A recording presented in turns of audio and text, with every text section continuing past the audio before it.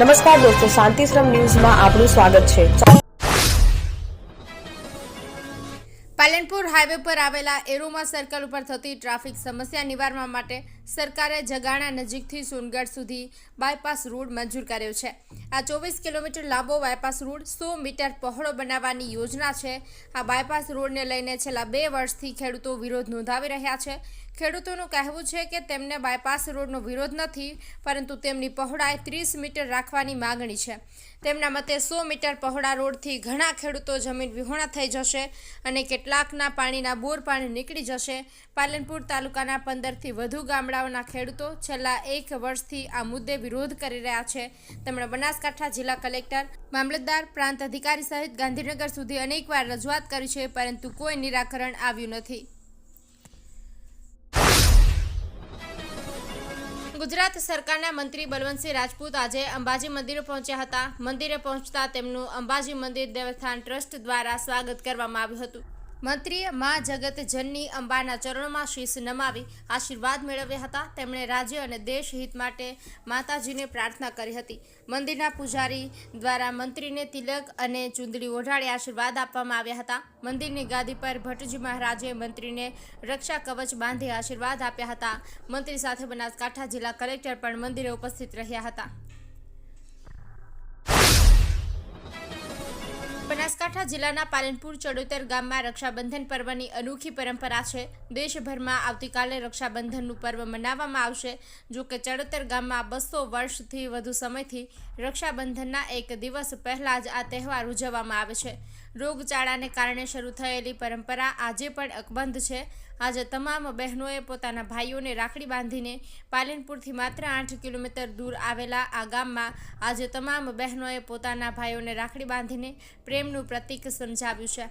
બહેનોએ કંકુ ચાંદલું કરીને મોં મીઠું કરાવીને ભાઈને રાખડી બાંધી હતી।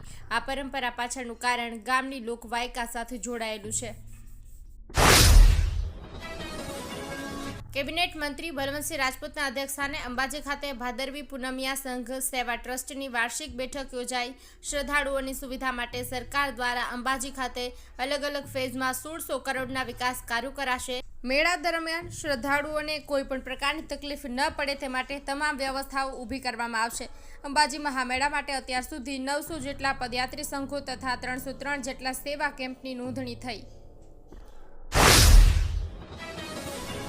દિયોદર પંથકમાં શિક્ષણનું અનેરું ધામ એટલે Shri Tapasvi college of nursing તેમજ શ્રી તપસ્વી આર્ટ્સ કોલેજ, જ્યાં છે સંપૂર્ણ AC, CCTV, WiFi, digitally updated campus, BSc nursing સહિતના અનેક કોર્સમાં આજે જ પ્રવેશ માટે સંપર્ક કરો। Tapasvi college of nursing, Deodar.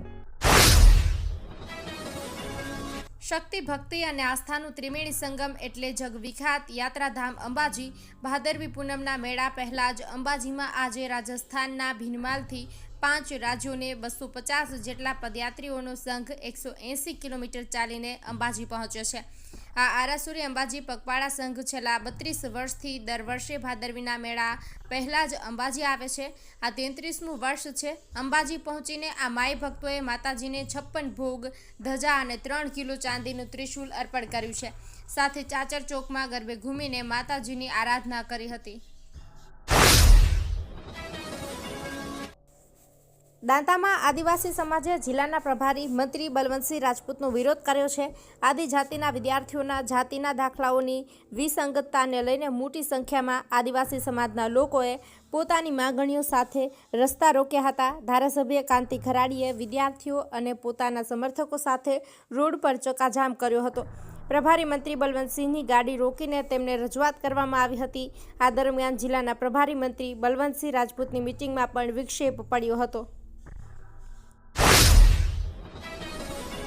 Shri Padmanabh મંદિર ટ્રસ્ટ પાટણ અને પ્રજાપતિ સમાજની બહેનોના સંયુક્ત ઉપક્રમે શુક્રવારે એક અનોખો કાર્યક્રમ યોજાયો। શ્રી પદ્મનાભ ભગવાન મંદિર અને શ્રી સમેડા માતાજી મંદિર પરિસર ખાતે સૌ પ્રથમ વખત સમૂહ રક્ષાબંધન પર્વની ઉજવણી કરવામાં આવી।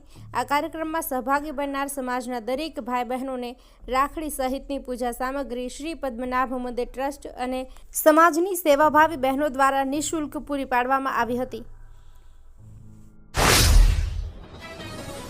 બનાસકાંઠા જિલ્લા પ્રભારી મંત્રી બલવંતસિંહ રાજપૂતના અધ્યક્ષસ્થાને પાલનપુર કલેક્ટર કચેરી સભાખંડ ખાતે જિલ્લા આદિવાસી વિકાસ મંડળની બેઠક મંડળના સભ્યો અને અમલીકરણ અધિકારીઓની ઉપસ્થિતિમાં યોજાઈ હતી.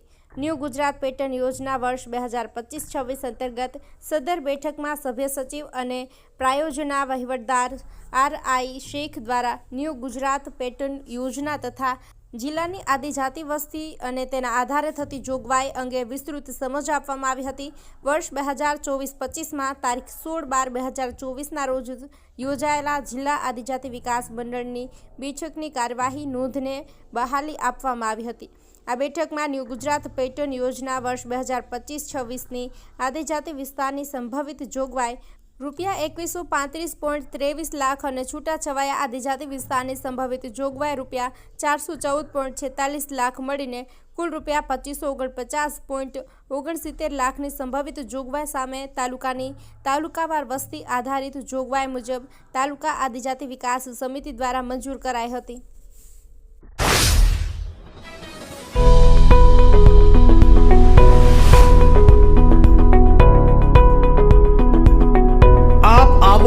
આજે દિયોદરમાં બનાસ ડેરી સંચાલિત ઉમંગ મોલમાં જ્યાં આપને મળશે બનાસ ઘી, બનાસની ચા, નવરસ તેલ સહિતની જીવન જરૂરિયાત તેમજ કરિયાણું તથા કોસ્મેટિક ચીજ વસ્તુઓ તેમજ પશુઆહાર સામગ્રી મળશે.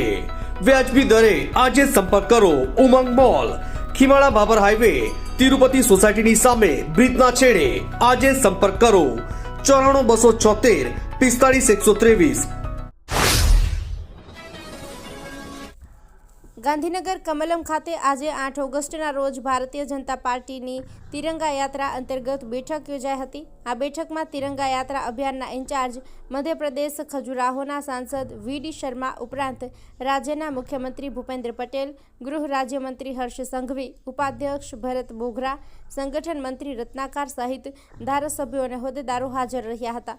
આ બેઠકમાં આગામી 15 ઓગસ્ટને લઈને યોજાનારા તિરંગા યાત્રા અને હર ઘર તિરંગા અભિયાન અંતર્ગત અભિયાનને લઈને વાતચીત કરવામાં આવી. તેને લઈને ખાસ ઉદ્દેશ્ય અને દરેકને પોતાની જવાબદારી સોંપવામાં આવી હતી.